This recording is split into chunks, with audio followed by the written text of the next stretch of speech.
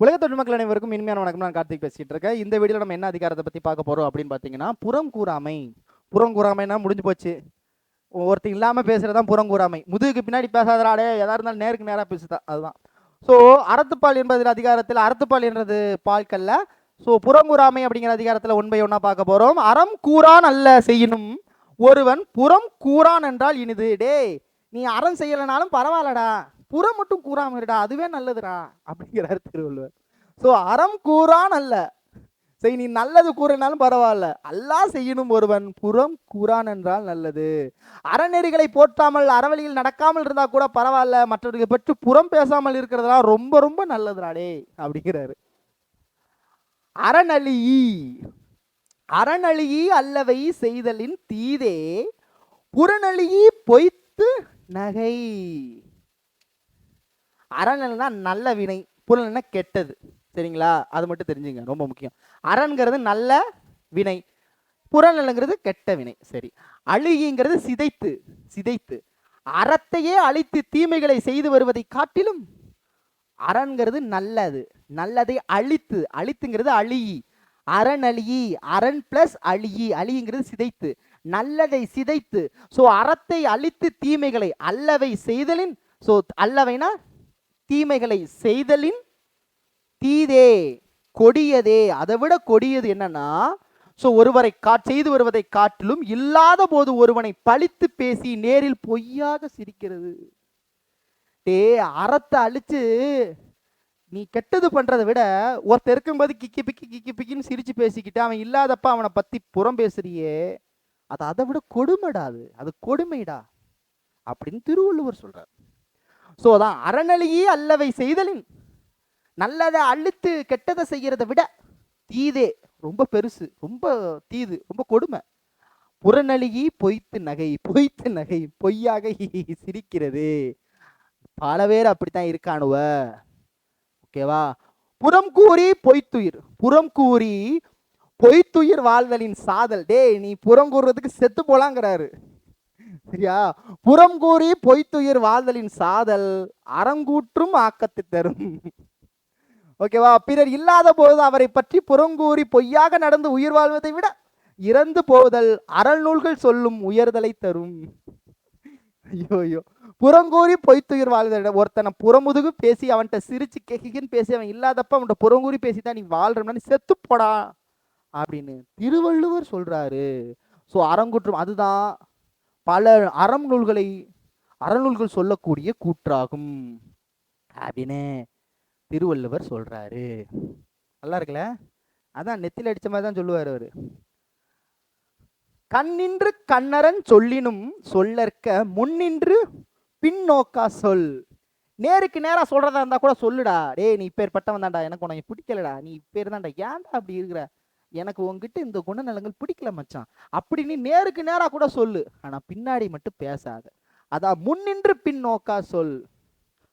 பின்னோக்கா சொல், பின்னாடி பேசாத. நேருக்கு நேராக ஒருவனது குறைகளை கடுமையாக சொன்னாலும் சொல்லலாம், ஆனால் பின் விளைவுகளை எண்ணி பார்க்காமல் நேரில் இல்லாத ஒருவனை பற்றி புறம் புறம் பேசவே கூடாது. எவ்வளவு இன்ட்ரெஸ்டிங்கா சொல்லியிருக்காரு பார்த்தீங்களா திருவள்ளுவர் சொல்லியிருக்காரு, என்னமோ இப்ப வாழ்ந்த மாதிரி. அடுத்து, அறம் சொல்லும் நெஞ்சத்தான் அண்மை புறம் சொல்லும் புன்மையார் காணப்படும். அறம் சொல்லால் நெஞ்சத்தான் அண்மை, அதாவது ஒருவன் பிறரை பற்றி புறம் பேசுகிற சிறுமைத்தனத்தை கொண்டே அவன் அறவழியில் நிற்பவன் அல்ல என்பதை எளிதில் தொடர்ந்து கொள்ளலாம். ஒருத்தன் அறவழியில் இல்லைங்கிறது எப்படி தெரிஞ்சுன்னா, அவன் போனதுக்கு அப்புறம் அவனை பத்தி பேசுறது, ஐயா அவன் தெரியலடா, அவன் எப்படித்தான்டா ஏதாவது ஒன்று சொல்லிக்கிட்டே இருப்பான்டா, பிஸ்னஸ் ஆரம்பிக்கிறேங்கிறான், காசு இல்லாமல் எதுக்குடா பிஸ்னஸ் ஆரம்பிக்கிறேன்னு சொல்லிக்கிட்டு தெரியும். ஆனால் அவன் வந்து நீ பண்ணு மச்சான் அப்படிங்கிறது. நட்புங்கிறது ஒரு இதில் வரும். நட்பு ரொம்ப கொடுமையான நட்பு எது தெரியுமா? ஒரு நண்பை வந்து தப்பு பண்ணாலும் அவன் பின்னாடி நிற்கிறது, நீ அவனை அடிச்சிட்டியா, வாடா நானும் சேர்ந்து அடிக்கிறான் பாடுற அவனை அப்படிங்கிறது. அது ரொம்ப கொடுமையானது, நட்புல ரொம்ப கொடுமையானது அது. அது நட்புனே தெரியாம நட்பாகிறது. அதுபோல ஒருவன் பிறரை பற்றி புறம் பேசுகிற சிறுமைத்தனத்தை கண்டே அவன் அறவழியில் இல்லை, அறஞ்செல்லும் நெஞ்சத்தான் அண்மை. அவனுக்கு அறங்கிற வழியிலே இல்லைங்கிறத எதை வச்சு தெரிஞ்சுக்கலாம்னா, புறம் சொல்லும் புண்மையார் காணப்படும். பாயிண்ட் புரியுது அவங்க என்ன சொல்றாங்கன்னு. அடுத்து, பிறன் பழி கூறுவான் தன் பழியுள்ளும் திறன் தெரிந்து கூறப்படும். இது என்ன சொல்றாங்கன்னா, பிறன் பழி கூறுவான், பிறரை தப்புன்னு சொல்லுவான், தன் பழியுள்ளும் தான் பழிய திறன் தெரிந்து கூறப்படும். ஒருத்தன் கூறுறதுக்கு ரெடியா இருப்பான். ஒன்னையும் ஒருத்தன் குறை சொன்னா, நீ ஒருத்தனை குறை சொன்னா ஒன்னையும் ஒருத்தன் குறை சொல்றதுக்கு ரெடியா இருப்பான்டா. அதான் சொல்றாரு. ஸோ அடுத்தவன் குறையை அவன் இல்லாத போது எவன் கூறுகிறானோ அவனது குறை அவன் இல்லாத போது இன்னொருவன் கூறப்படும். வீரன்னா மற்றவன். இதுக்கெல்லாம் பொருளை அது புரிஞ்சிருச்சு பாருங்களேன். பிறன் பழி கூறுவான், பிறரை பத்தி பழி கூறுவான், தன் பழியுள்ளும் தனக்குள்ள பழி இருந்தும் திறன் தெரிந்து கூறப்படும். இன்னொருத்தன் கூறுவான், ஆமா கண்டிப்பா பண்ணத்தானே செய்வான். அடுத்து, பகச்சொல்லி கேளிர். இந்த இடத்துல கேளிர்ங்கிறது சுற்றத்தார். சுற்றத்தார் சுத்தி இருக்கிறவங்க மக்கள்னு வச்சுக்க, நம்ம சொந்தக்காரங்கள சுற்றத்தார்.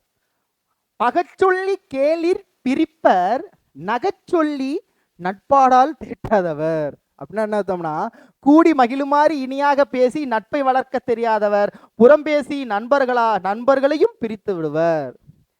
கூடி மகிழ்ந்து நட்பாக பேச தெரியாதவன் இந்த புறம் பேசுறதுனால இருக்கிற நட்பும் போயிருமா.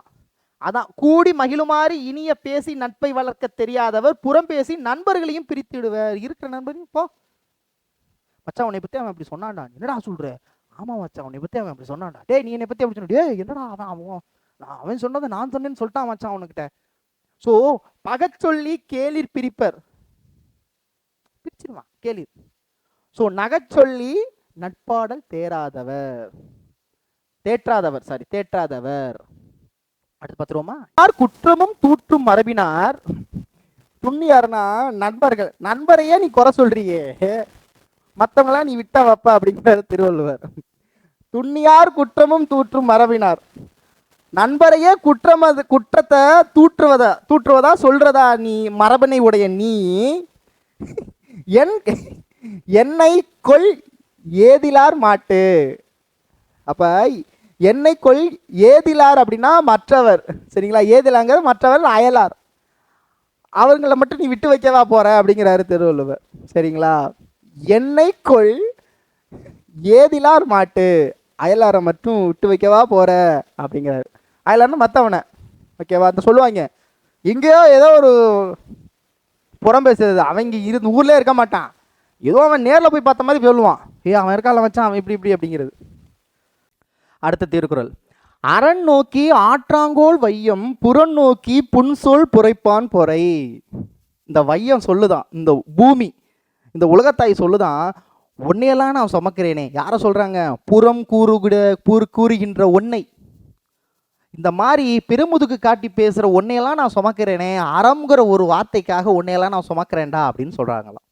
அப்ப இந்த இடத்துல வையம் என்பது பூமியை குறிக்குது. அரண் நோக்கி, அரணை கருத்தில் கொண்டு. ஸோ ஆற்றாங்கோல் என்பது தாங்குது. யாரை தாங்குது? இந்த வையகம் தாங்குது. எதை நோக்கி? அரனை நோக்கி. அரண்கிற ஒரு விஷயத்தை கருத்தில் கொண்டு நான் தாங்குறேன், இந்த வையம் தாங்குதான். யார? புறம் நோக்கி, புறமுதுகு காட்டி, புன்சொல் பழி சொல்லை சொல்லக்கூடிய உரைப்பான். யார் சொல்றானோ அவனை நான் சுமக்கிறேன். இந்த இடத்துல பொறை என்பது சுமத்தல், சுமை என்பதை குறிக்கிறது. அவ்வளவுதான். அப்ப அரண் நோக்கி ஆற்றாங்கோல் வையும் புறம் நோக்கி புன்சொல் உரைப்பான் பொறை. பிறர் இல்லாத போது அவரை பழி சொல்லால், இழிவு சொல்லால், இழி சொற்களால் பேசுவனின் உடல் பாரத்தை இவனையும் சுமப்பதே என தர்மம் என்ன பூமி சுமப்பது போலும் அப்படிங்கிறாங்க. பாயிண்ட் புரியுதா? உன்னையெல்லாம் நான் சுமக்கிறேன் நோக்கி கருதி, அரண் நோக்கி அரனை கருதி, ஆற்றும் தாங்கும் நான் தாங்க வேண்டிய தாங்கிக்கிட்டு இருக்கேன்.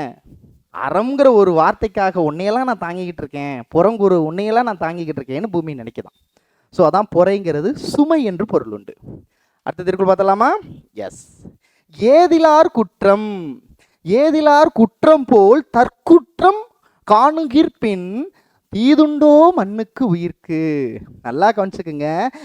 ஏதிலார் குற்றம் போல் தங் குற்றம் காணும் கிற்பின்.